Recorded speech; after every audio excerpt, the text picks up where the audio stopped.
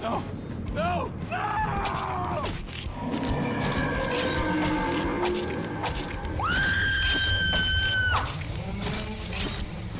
Horror Pop Extravaganza.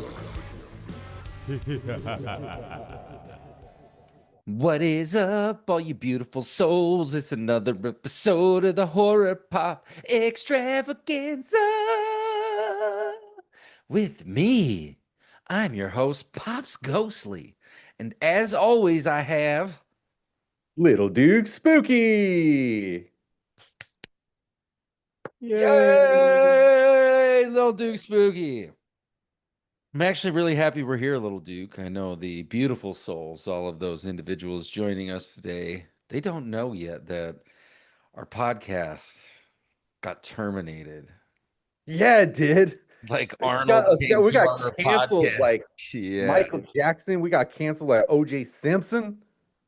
We got hit hard. Woke up and I was like, oh, I'm gonna get ready to post a new video. Post it to the social medias, and I went to click on it and it said, nope, you're done. You're done. You're Fucked over. up. I was like, why? They were like, we're not even gonna tell you. I was like, oh. And I can't even remember what it was. There was something they put in the message, and I very respectfully appealed. I said, I don't think we did this. I don't think there's anything, because I mean, there's people out there who exploit the system of YouTube for, monetary gain and shit like that and try to find ways around all these little things and whatnot. So they do need regulation. They need this stuff to go on. But I'm like, we're a podcast about scary movies and kindness. Yeah, we're a real threat. Right. We're the bit. Now, they did reply to my appeal and said, hey, we screwed up. Sorry on our We side. actually looked at your show, and it turns out you're not fucking horrible people. You're trying to make the world a better place. You're trying to make the world a better place. So we are back. We are excited. I will get the episode from last week up tomorrow. It is going to go up. So there's going to be two that hit kind of relatively close to one another. But such is life. Things happen. You can't post to a thing that terminates you. It's like you can't be here. But thank you for welcoming us back, internet. They don't even send a robot from the future to get you anymore. They just shut you off. Are you Pops Ghostly? Ah! All right, dude, we got stuff to talk about. Let's talk about it. Stuff to talk about. We're going back to 1979. I was 1 year old. I was still a sperm.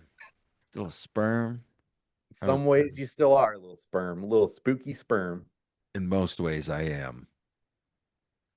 1979, we're coming out of the Texas Chainsaw era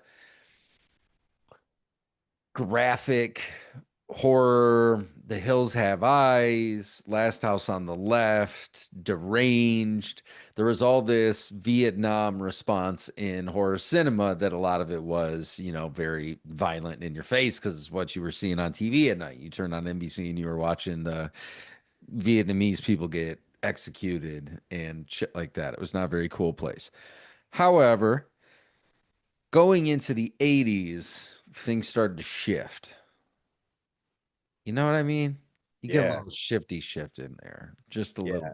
I'd say a little for the better. It eased up a little bit. And it was like, let's make those candy. Let's Create good art. And then they were like, fuck 3D. Let's make Jaws 3D. 3D fuck sharks, exactly what we need. I don't care what it takes. We're going to Miami. My guy Diego is going to meet us down there. 1979, though, is really the turning point. And for me, rewatching this, and this is a flick I've seen many times over the years, not a favorite or anything like that, but one that I appreciate. I think as I get older, I appreciate it even more. It was a little indie movie that you wasn't expected to really do anything. It was just a passion project. This dude and his dad funded it, and he wrote it, directed it.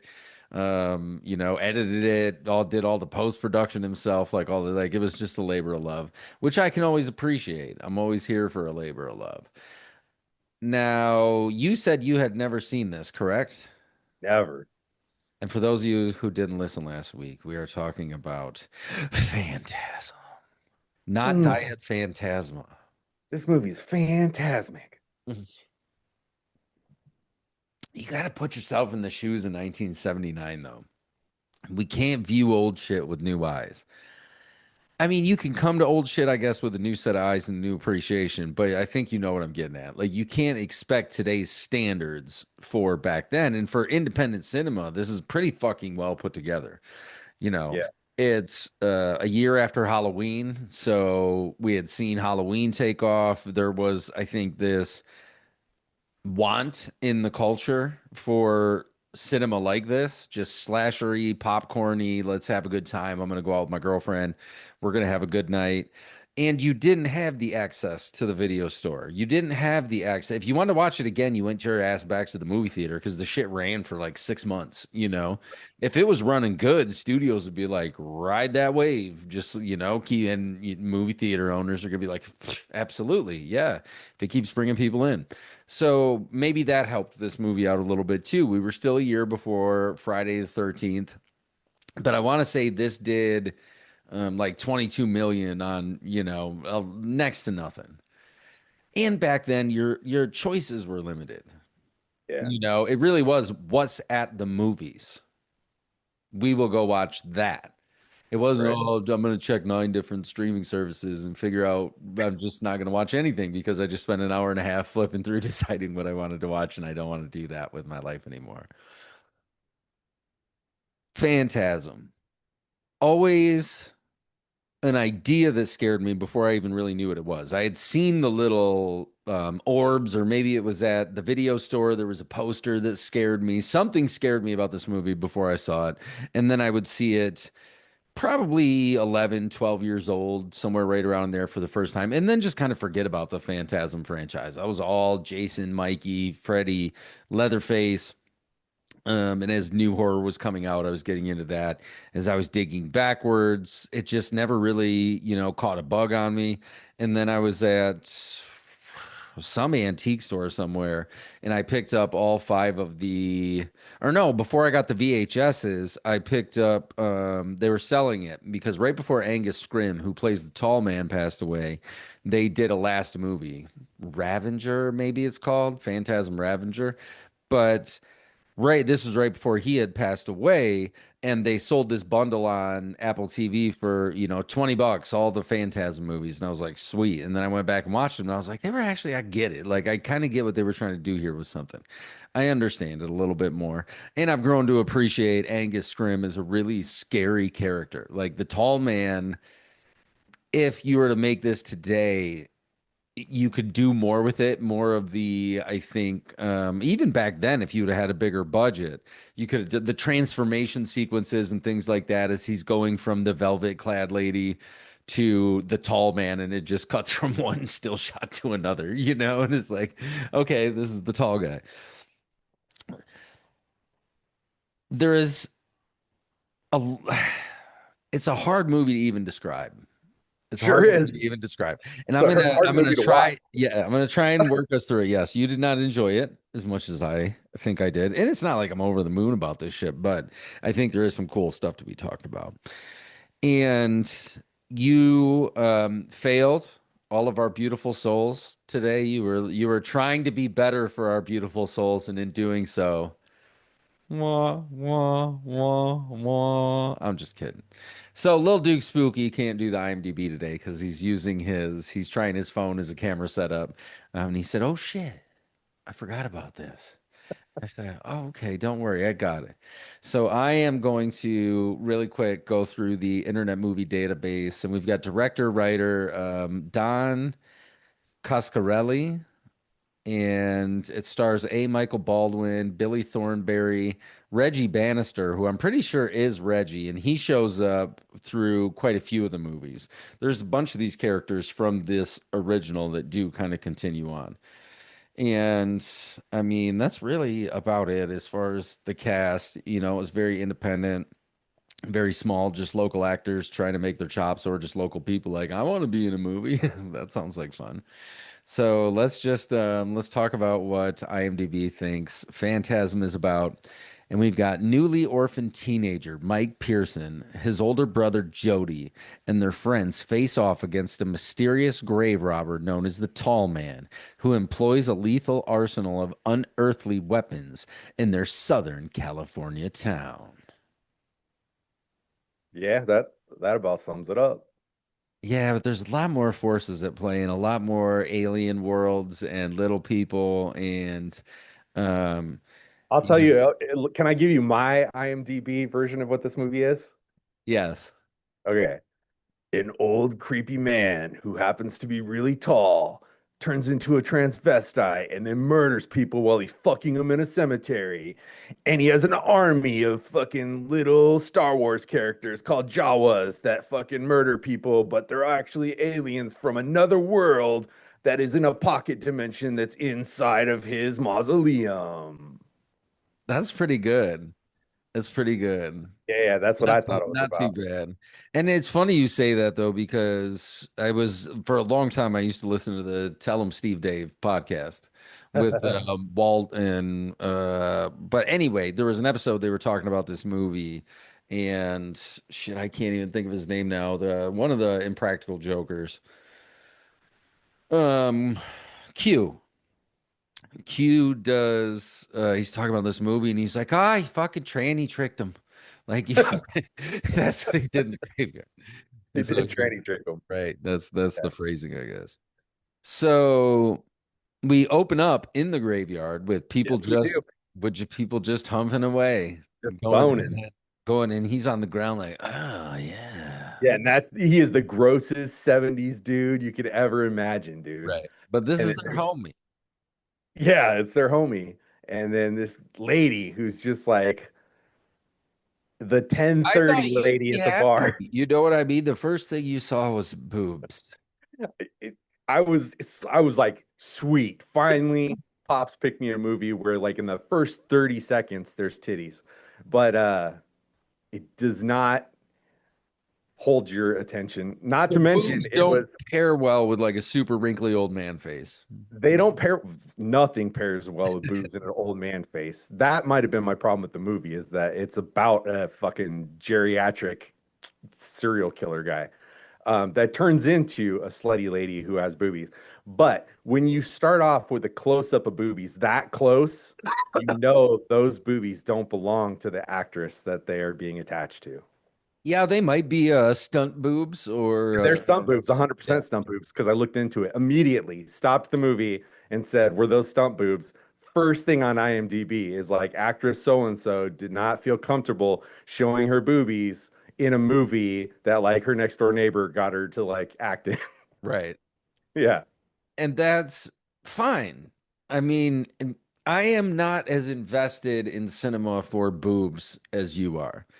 I think there was a time in my life, maybe circa 13 to 14, maybe 14 and a half, where boobs were a really important piece of my selection criteria when it came to watching cinema. When But did you lose now, yourself, Pop? but now I don't see that as being essential to the plot or, needing to be like, oh, they're too close up. I don't even know if those are real, if those are those ladies' real poops. So it's kind of just What are you? it's kind of just a whatever, dude. It's kind of just a whatever. It is what it is. Anyway, so we do get the transformation. We get the transformation from sexy velvet. They call her the velvet lady, I think, in the credits or something like that. It's a lady in velvet or lilac. Lilac's a nice color. The lilac velvet lady. Right, the lilac velvet lady. So he grabs a fucking knife and like stabs his And dude. where was she hiding that knife? I think we get some paranormal in this thing because even the local psychic lady can just make boxes disappear and appear like here's your money. Toodling, it's gone. So we just got to suspend some disbelief and be like, it doesn't matter. It was upper butt. It was a butt knife, butt She smell kept knife, her knife. stinky Holy, what a temptress. knife. Right. She's like, Uh, I mean, it's probably not that weird if you're gonna bone a chick that's gonna bone you in a cemetery. She probably does bring a knife. in her butt. Maybe in her butt, maybe in somewhere else. I don't know. That's fair. So he dies, and we jump pretty quick. And that's another thing, this is an early filmmakers attempt at making their movie. Some of the editing is choppy, some plot stuff maybe they had to cut down, whatever the case may have been at the time. But it jumps abruptly here and there. We go from one place to another, and it's like, okay, where the fuck am I? But we meet Jody and his little brother. What's the little brother's name? I can't remember his name. I don't know. Turd Ferguson, man. This kid was obnoxious. You only He get one wasn't holy that bad. He you only wasn't get one holy shit in a movie. This kid rocked like 40 holy shits every Mike. time something happens. Holy shit! Mike. His name is Mike. But I would listen though. This kid, looked like he could have been the stand-in for whoever played fucking Charlie in Charlie and the Chocolate Factory in the Gene 100%. Wilder edition of that.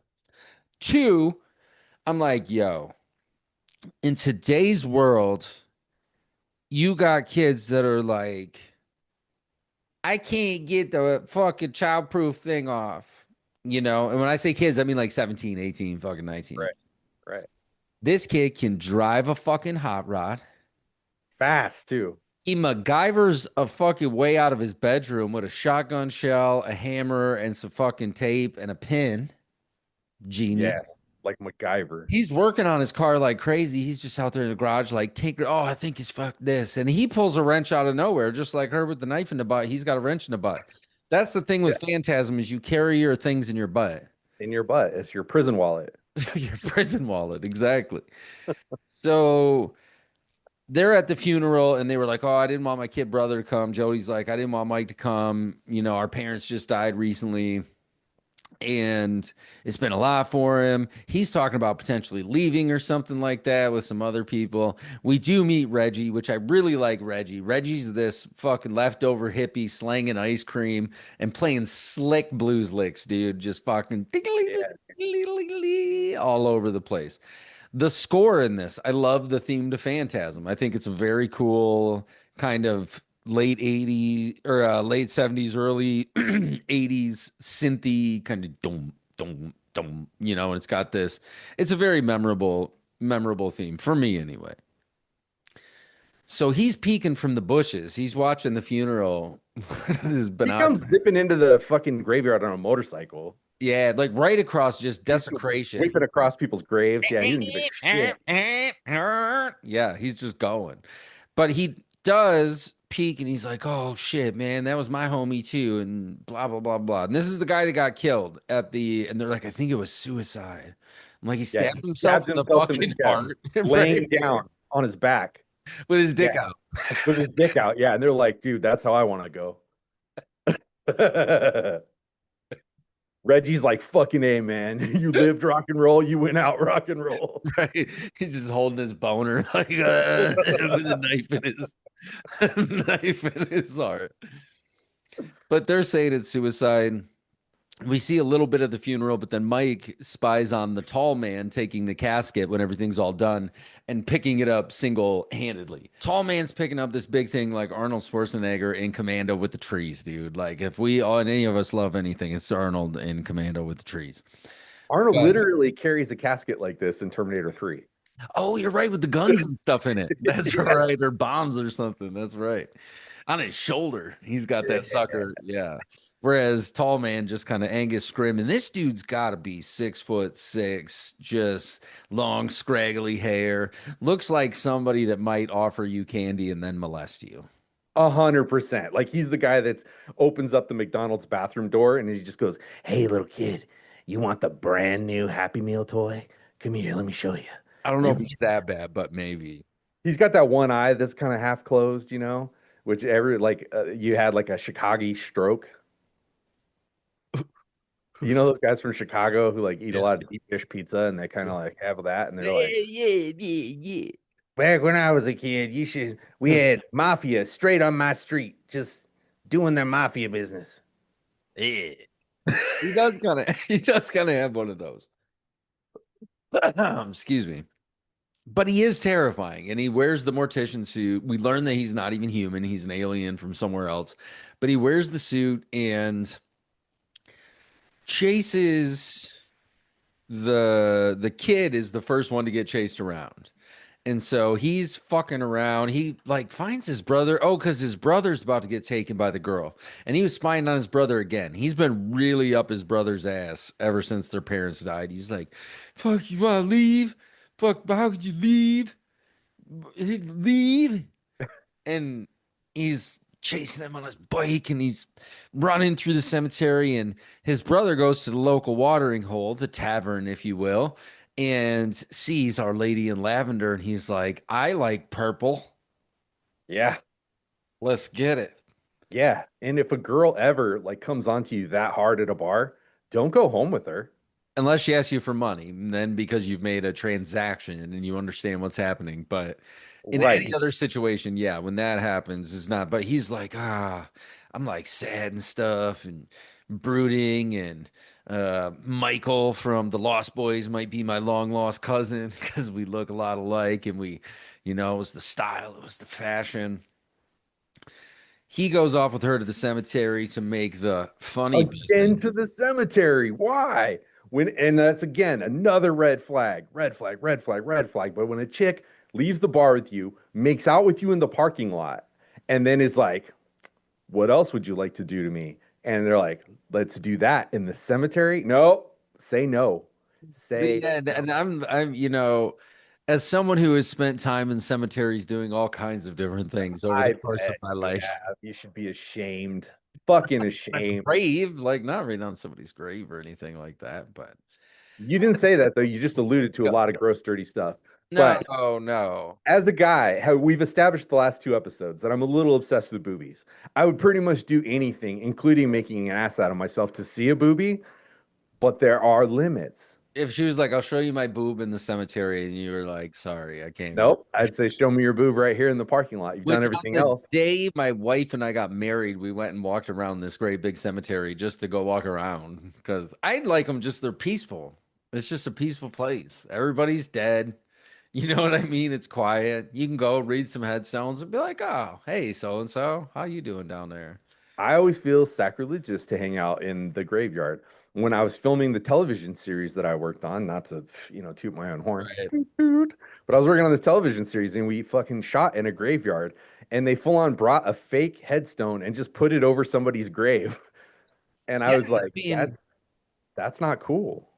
but it is I don't know. I don't see it as like when I'm gone. Now, if they were like, "Oh, we're gonna piss on it and shit all over their tombstone," then I think that's, a different level. But if you're like, "Oh, we're gonna make this movie," probably if I was dead and somebody's like, "We're gonna want to use your headstone to be in a movie," I'd be like, "Do it, dude. Make it a zombie movie like Night of the Living Dead where you get to read it and people actually see my name and whatever the funny thing says at the end." Like, That's here's what my my show didn't do, though. They just covered over someone's gravestone with a false gravestone. And yeah. I was like, so disrespectful. At least show the person's name, but they needed it to be like this person's mom, so they had to have a Right. certain If name it's got to on be it. a character, it has to be somebody's, you Yeah, can't but just pick a random gravestone for a character in your show. isn't it weird that they just picked somebody's gravestone and then the lady's like crying over it, and there's a dead body under there, just being like, "I don't even know you, lady. What are you crying about?" How many dead bodies are under us everywhere? Probably a lot all over. If Stores, you walk in a Amazon. gravestone, it doesn't make sense to me. Like, where are they? Like, how are they buried? Because the headstones are not far enough apart that the next body would start, you know? It's Yeah, but almost like they're kind of like stacked on top of each other. they're not stacked on top of each other. I don't. What about in this movie? Because don't they find a bunch of gravestones just I- dumped out in the like ditch somewhere? In this one, he's been robbing them though. That's the problem. Is Angus. So let's get back to the movie. Let's talk about this movie. Let's get back to the movie. So the kid, after he saves his brother, because there's these little, like you said, Jawa looking people in the bushes, they scare him, and he just takes off running. Ah! And the brother's like, "What happened?" He goes to find me. He's like, "Yo, I gotta go back and talk to my girl. You go, blah blah blah. Wait around, and then we'll get out of here." And he goes back. The girl's gone. He's like, "What? Where did she go?" In this Guess spooky, I'm gonna spooky, have to go rub one out. right? He was about to And be balls deep, and he was like, "Hang on, that was my brother running from some Jawas." I mean, if I was getting ready to do it and saw my kid brother run by with a bunch of Jawas chasing, I'll be like, hold that thought for 1 second. I need to go. I need to see what's happening here because something is clearly afoot. Right. So he ends up in the mausoleum, and the mausoleum's cool. All the set pieces are pretty cool. You know, they used what they had, little graveyard pieces. They used the mausoleum was really nice. The kid ends up kicking the window in. He's a resourceful kid. This kid It's is John fucking Connor, dude. A lot of Terminator references I'm realizing in this. yes, yes, and this was before Terminator 2, though. Yeah, So I know. That's why this is. I'm turning a whole new leaf on this fucking movie. maybe James Cameron just was like loves Phantasm. There was He was somebody over there doing who Piranha really 2. did like it. J.J. Abrams helped get it restored to like 4K and all that stuff because Oh, he's a big fan. He gets into the mausoleum and runs into a caretaker. And this guy's just like, he's a zombie type character, just doing the bidding of the tall man. He runs into this dude while he's being chased by one of the Orbi, these little silver cylinders. And for yeah. me, this is when you really do start to get that transition from the 70s to the 80s. This has a scientific, but also like a technological aspect to it. You know, technology was still so unknown that was in itself, pocket dimensions and shit like that. Now we're Right. like, Ant-Man went to the fucking subverse you could ever go to. We didn't really, fully grasp all that stuff. There's a fucking spook coming up next to me. What are you doing? I'm on a fucking podcast. This is the, real business. the look on your Get face. the fuck out of here. Jesus, sorry about that. That was extremely unprofessional. This has been the worst podcast we've ever done, Pops Ghostly. Yeah, we're getting there, man. We're getting there. She scared the shit out of me though, dude. I Oh, thought the dude. fucking long man was coming. Or the tall man. Long man. The long That's man. what I called Uncle Jerry. He dressed in a blonde wig and showed me his titties too. You're right. This is the universe is telling us to stop. Just stop making this abomination of a podcast. No. Um so this dude takes the thing right in the face, and like I said, this is technological. It's Please different than a explain lot this of the to horror. me, dude. It comes out of fucking nowhere in the movie. Now I knew about the orbs because I saw the first thing I ever saw on Phantasm was one of those like it was actually on the movie The Mouth of Madness. Oh And yeah. they had like a Phantasm 1 through 5 or whatever. And it Yeah. was showing all these people getting killed by these fucking orbs. And I was like, all right, and that's the only thing I knew about this was Tall Man and orbs. And I Right. was like, the orbs are gonna be cool.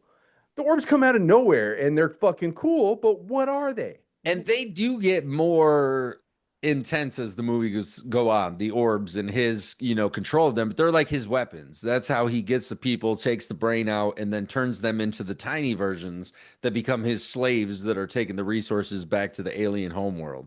Wait a second. So the tall man is an alien, Yes, yes, an alien. and the people that he's killing, he's not killing them. He's changing them into Jawas Yeah.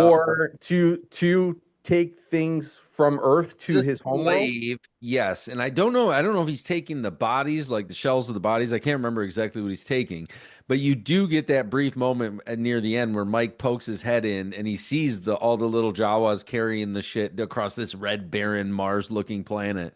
And Yeah. that's what the tall man is doing. Yeah, he's an interdimensional And being do that's we know why he needs these things that they're taking?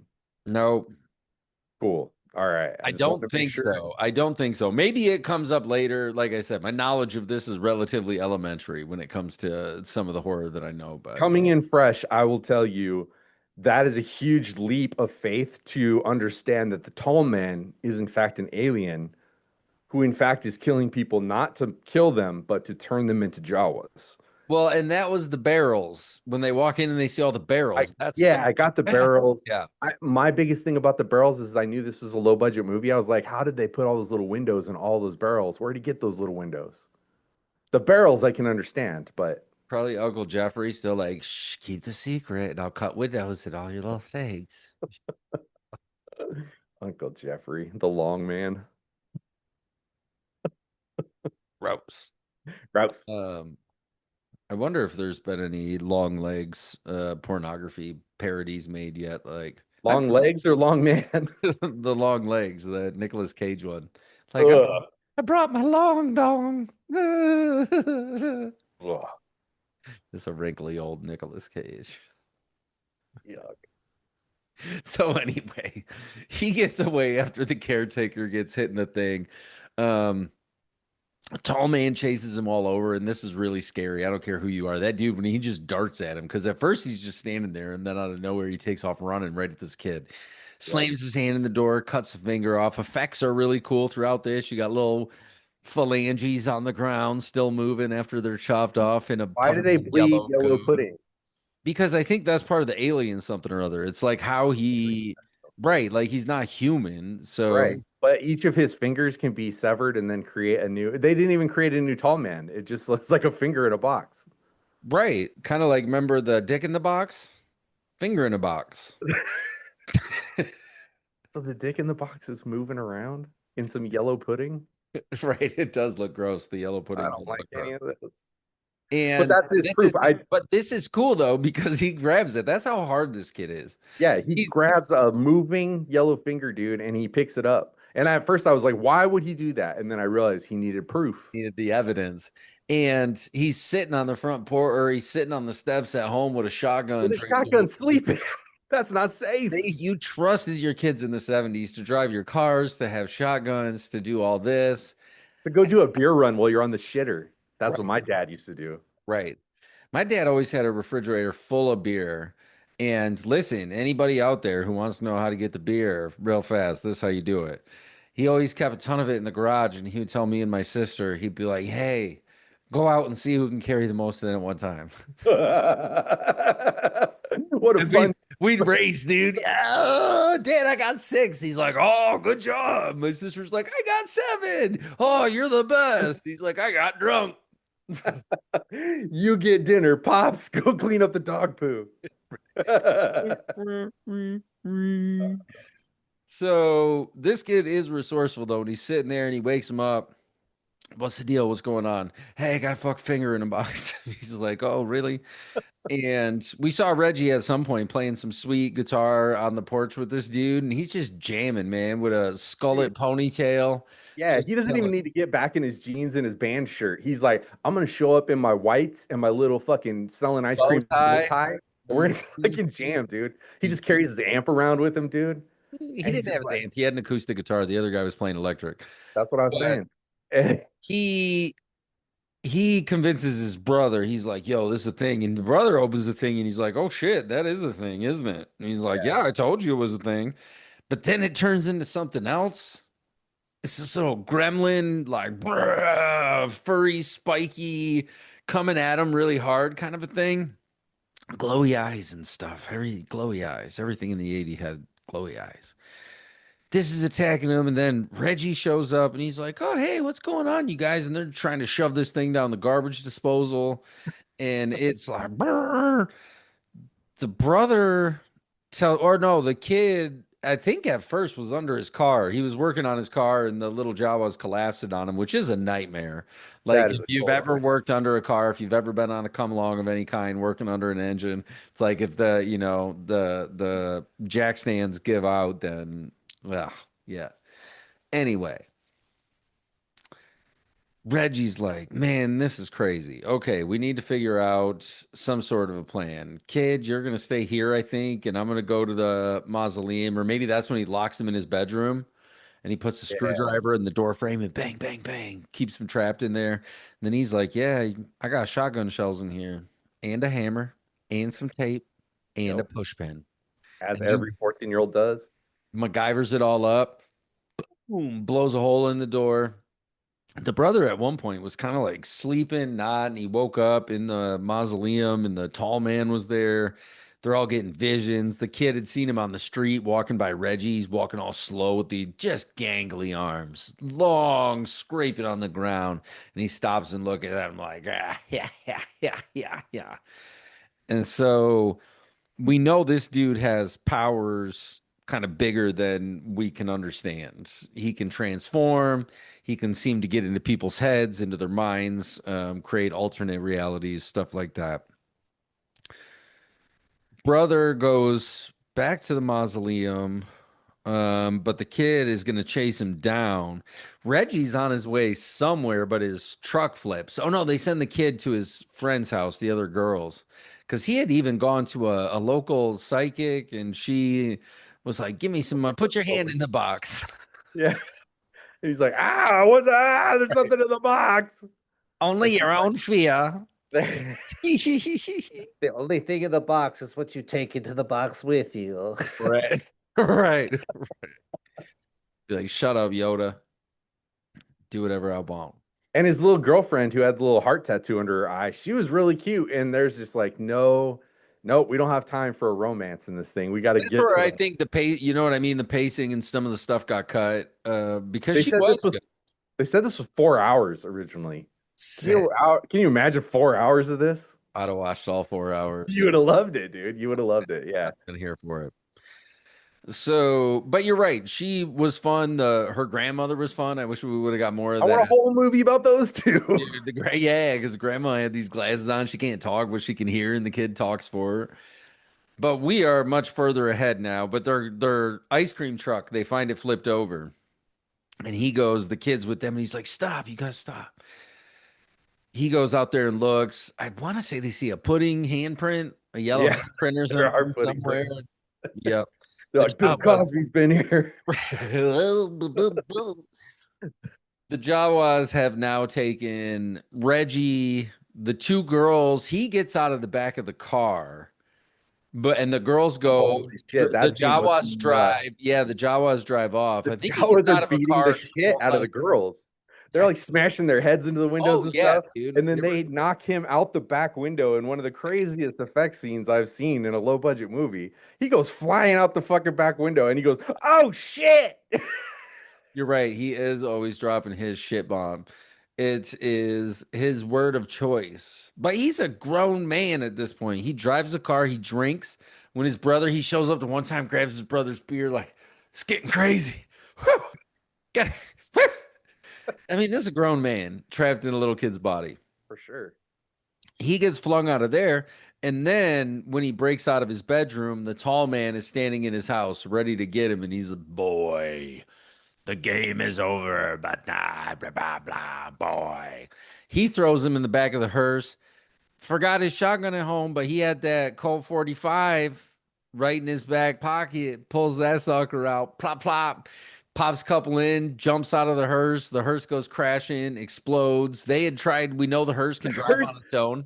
Bumps into a pole, dude, and explodes like there was a nuclear bomb inside of it. That's how the 80s were.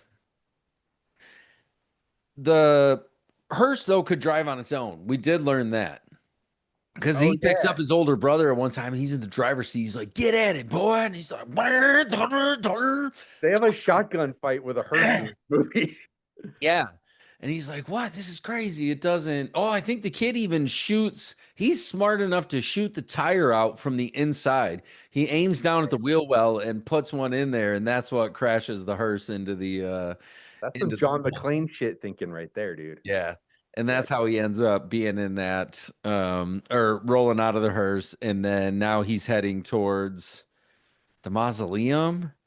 Because right here, we're getting towards the end. And I know Reggie's still alive. I don't remember how they get back to Reggie, but Reggie's still alive. And he's like, "Oh, I saw the girls," or something like that.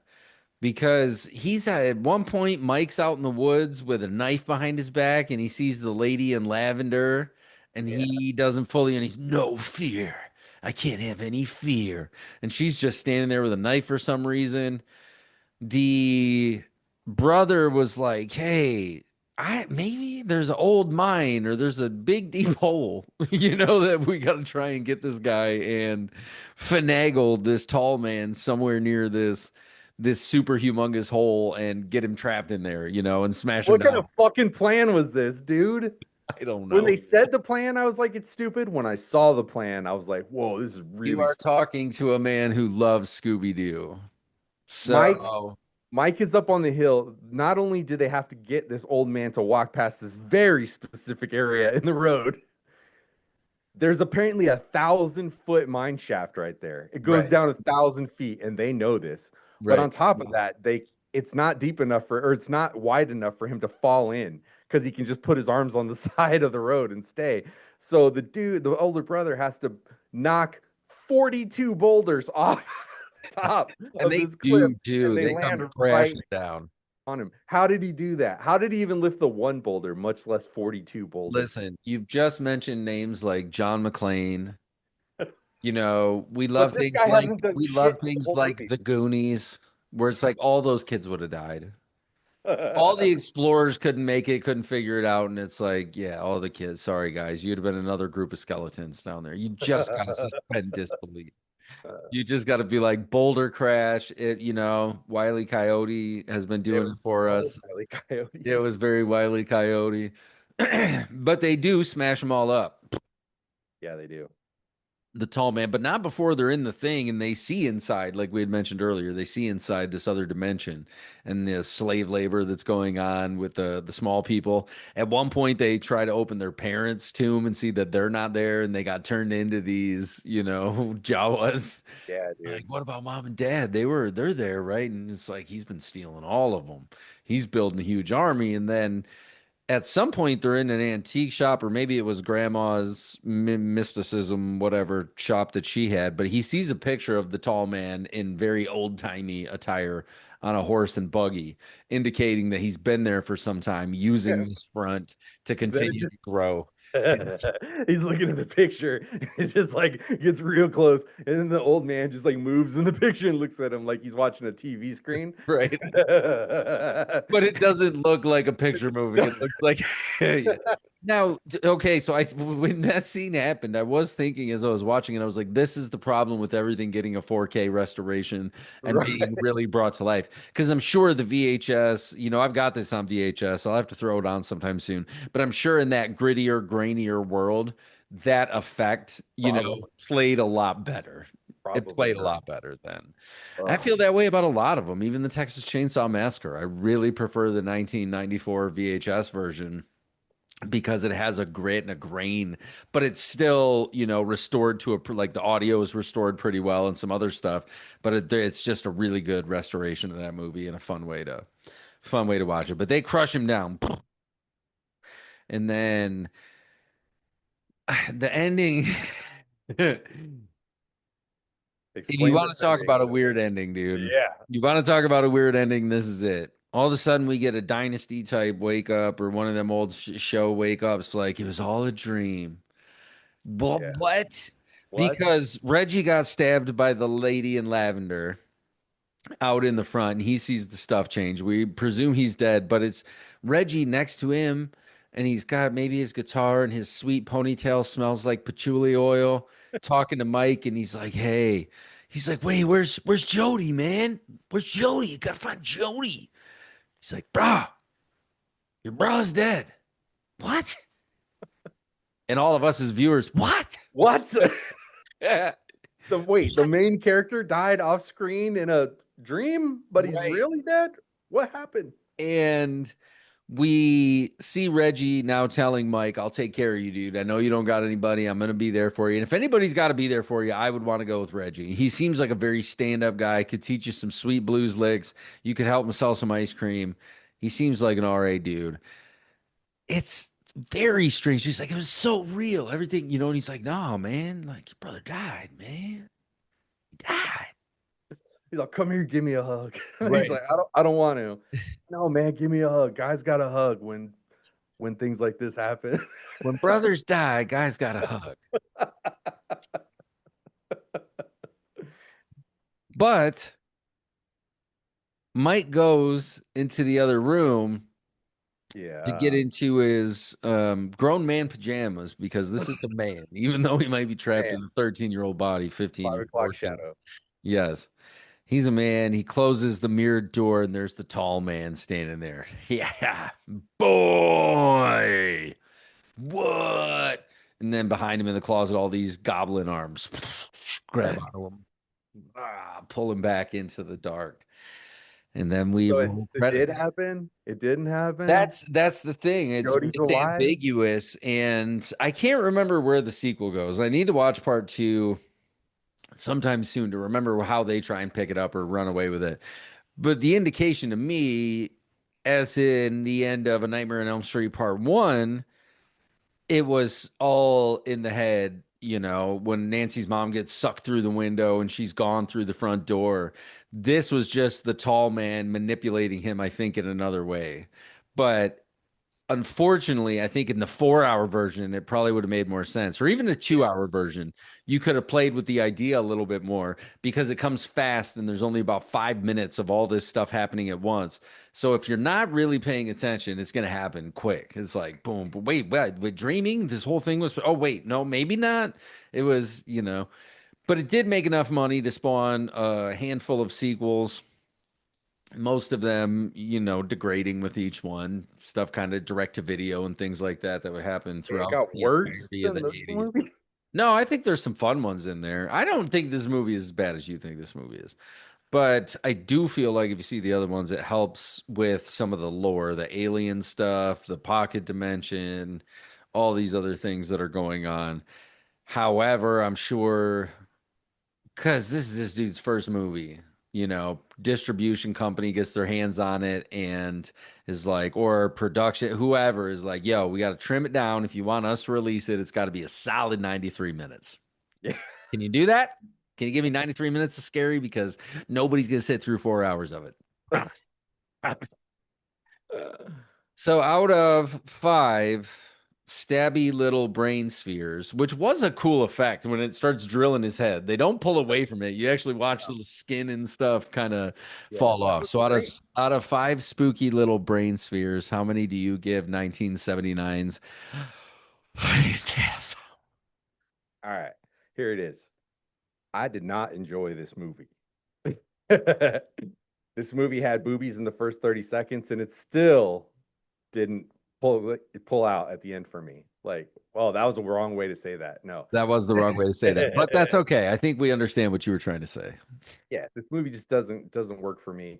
I thought that it was stupid and it didn't make any sense. And it was very 70s. And even the boobies were very 70s. And that's okay. This is what I tried to think. I was like, okay, so I read that this was this guy's first movie and that he did it on a micro budget and everything. And I was like, we all know, I totally respect that and I'm behind that. And for that, I give him kudos. He made an entire movie that got made and had sequels made off of nothing. For decades. You did it, The dude. last one came in the 2010s, I think. Just because it didn't work for me doesn't mean that I don't understand that it worked for a lot of people, and this is a much beloved film and franchise. So I don't want to shit all over it. But I look at The Evil Dead, which was made kind of at the same time on just of a shoestring a budget, Yeah. and it's so much more enjoyable for me and makes so much more sense. I think that is part of it, is that was a bigger story that we only got chopped down to nothing, whereas That's what Raimi I- always had from the In the Woods or whatever it was called, that first little short they did. I think he always had that clear vision of Act 1, Act 2, Act 3. I think we saw parts of Act 1, parts of Act 2, and parts of Act 3. And so I do feel you there, and I even opened with that. I'm like, the pacing, the editing, it just feels frantic most of the time. It does. It feels all over the place. So I'm going to give this 1.5 little spooky spheres, just based on the sheer fact that like this dude did something amazing with nothing, and I totally respect that. But as far as the movie goes, like if Not you guys happening. have any taste at all, don't watch this movie. Okay. If you have any taste at all. I am going to go with 3 out of 5 stabby little spheres. Because I don't think it is a great movie, but I think there's a lot to enjoy for some people. Some people who might be listening to our show, a horror audience. You're somebody coming to the horror game who came later. You came later in life and you were like, I was too afraid. That's the thing. If I saw this when I was 12, it might have been a whole different thing, man. Right. And which is as true. a 47-year-old ass man in 2025, dude, and it just didn't stick for me. Yeah, and that's okay. That's okay. Not everything has to stick. I think it's got some great effects. It was the start of something cool. Like you, I agree that watching a little independent filmmaker, do something kind of rad. And you did have other stuff. This was a year after Halloween. Now, John Carpenter had already made a couple flicks. Not like Halloween was the first movie that he cut his teeth on. He was still young though and early at it. This, the tall man doesn't get a lot of love in this first movie. You don't really see him, I think, as much as maybe you do in that extended cut. You probably have a half hour of his history, how he showed up in town and did all of these different things. But the pacing, the editing at times, and just the all over nature of the story is what kills it a couple points for me. But I do think it's fun. I do think it's franchise worth exploring. And if I remember right, it does grow a little bit leading into the second movie. I could be wrong. Could be wrong. I have no idea, but could be right at the same time. Okay. Take a breath. Just take a breath. Before we get to the pause for the living, did you look off the top of your head what our movie is for next week? I'm using my phone. I can't even look at it. That's right. Well, hopefully, we are going to be bringing on one of our Horror Pop Manor family members. We're going to be Oh, bringing on Seawolf, the Seawolf herself. Her and I have a movie picked out that we're going to do. We had mentioned a few episodes, ago, maybe a month or so ago, that, we're expanding the family a little bit. And she is one of those awesome cats that I'm really excited to sit down and talk to you. We're going to talk about Red Christmas, which for those, I want to say there's a couple Red Christmases. This is the one with Dee Wallace. It stars Dee Wallace, maybe from like, it's, the old timeless tale of an aborted fetus that comes home for Christmas. And of course. Yeah. I mean, it's like a Dickens story. kind of. Yeah. You'll be visited by 3 aborted fetuses tonight. Mommy. It's crazy, dude. It's crazy. It's not the first Hello, movie. I am the prince of aborted fetus past. Okay, stop. Let's really get into some mindfulness. I forgot what I was going to talk about. Do you remember what we were talking about before we started Yeah, recording? you said that you were going to talk about what happened to us this week. Oh, yes. Yes. That's what I was going to talk about. So, as we mentioned at the beginning of the show, I woke up one morning. I usually wake up and get in the bathtub, soak my bones a little bit, some Epsom salt. Sometimes send little Duke Spooky a photo. Sometimes not. You're not the only one that gets photos of me in the bathtub. Good. I wouldn't Um, want to be the only one. and I sit in there and I usually do my crosswords and I go through my emails to make sure there's nothing pressing that I need to get on. And I open up my emails and it's like an email from YouTube that says, "Hey, your show's been terminated." I was like, "Oh, Fuck. okay. All right." Um, and this is where the pause for the living, the mindfulness piece comes into it. Is I sat there for a couple minutes and I was like, okay, what can I do? And there was an appeal button. If you want to appeal, here's the button you click. So I did that. I wrote in the message. Hey, I was very respectfully. I think there was an error somewhere. I don't think we've done anything with the show. We didn't have any other channels because it said something about you recently terminated a channel and you can't do that and have like another channel or something like that. I don't know. I'd have to look back exactly, but I'm like, I don't think, we didn't do anything like that. We don't have any more channels or anything. And so I sent that back and it said, wait a couple days. Sent all of you guys a message. Was like, hey, this is what I woke up to today. This is where we're at. But in the face of all of it, and some people might be like, oh, it's just a podcast, but it's a podcast that we put a lot of work into and a lot of love into, invested a lot of money into equipment to try and do the best job that we can do. And it was a bummer because it's been growing, pretty steadily for a while now, which has been really cool. People seem to be digging it. And it was just all of a sudden gone, all of it. All of it, dude. Yeah. No explanation. That's the part that hurt me the worst. Yeah, no real Just, concrete. you are bad. Goodbye.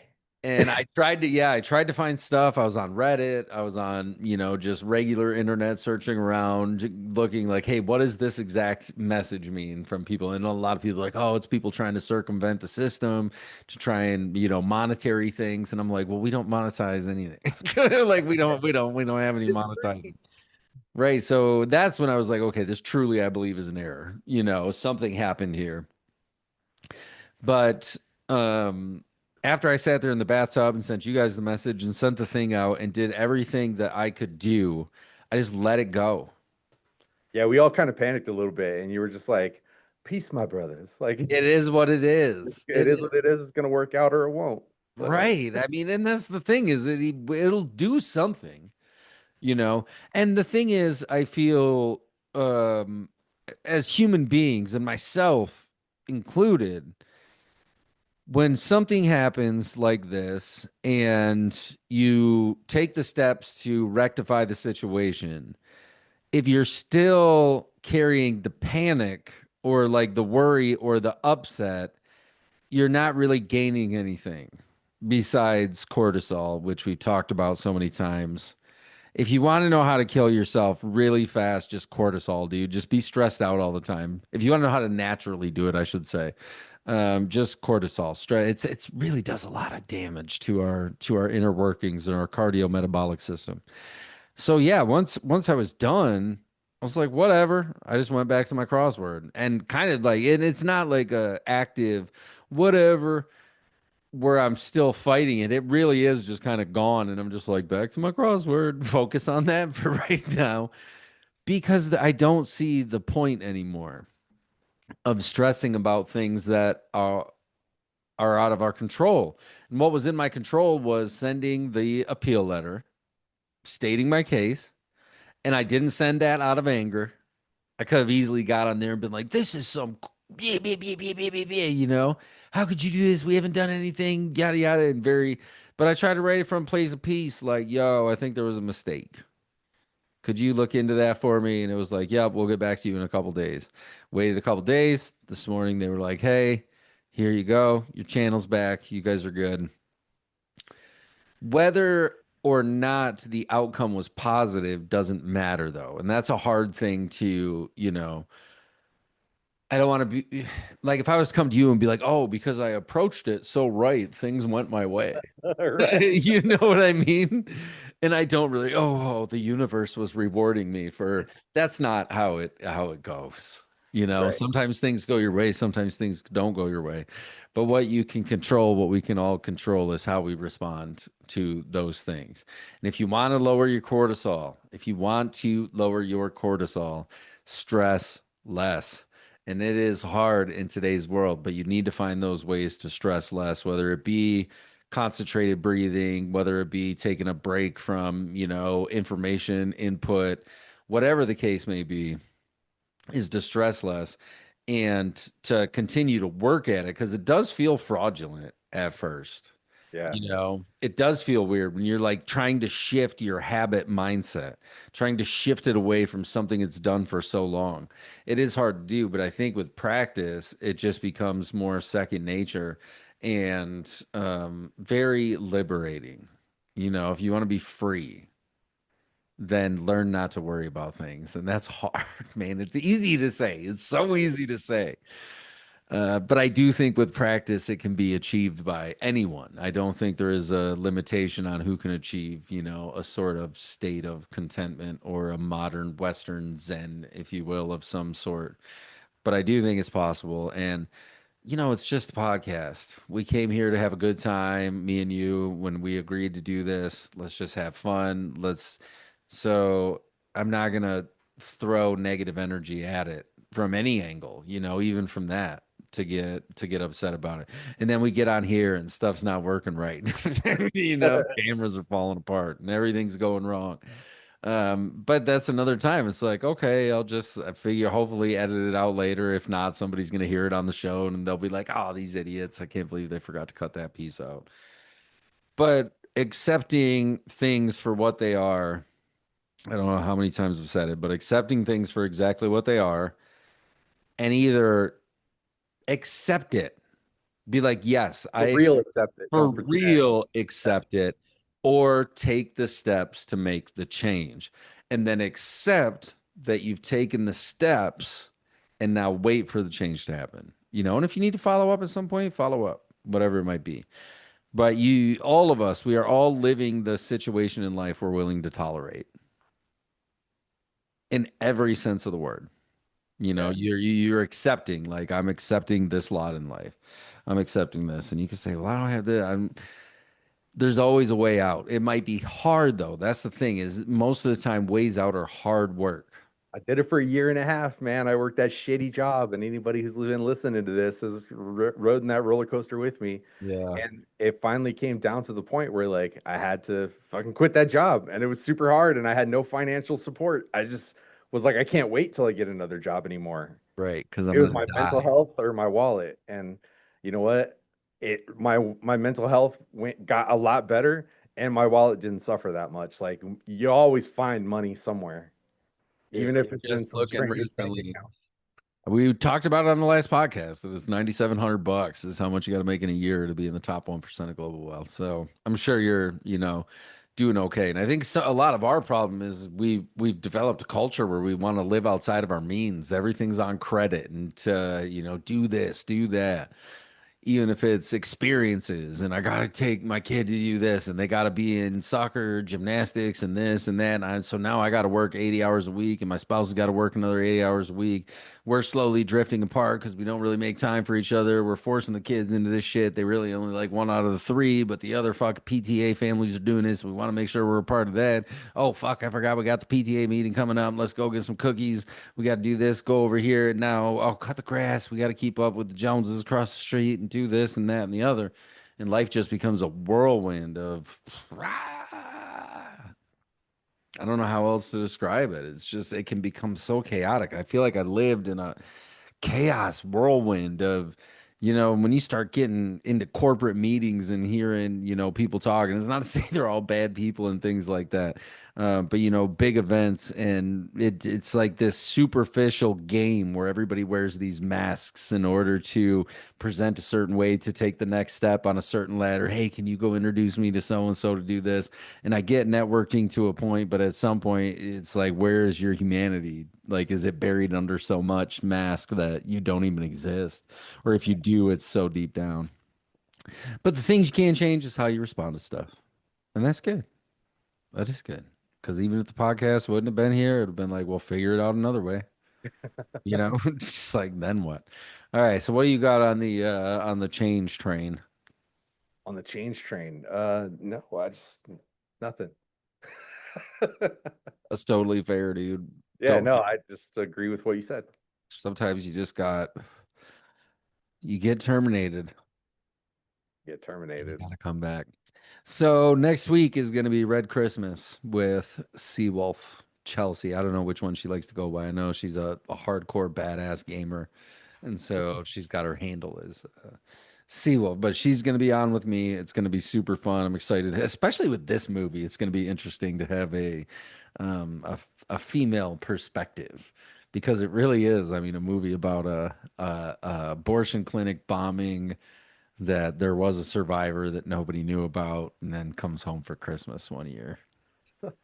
So yeah, Yeah, until next week, I've been Pops Ghostly. I've been Little Do Spooky. Do a random act of kindness.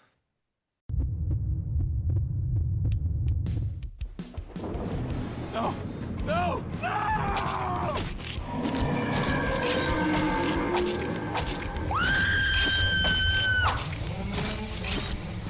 Horror Pop Extravaganza.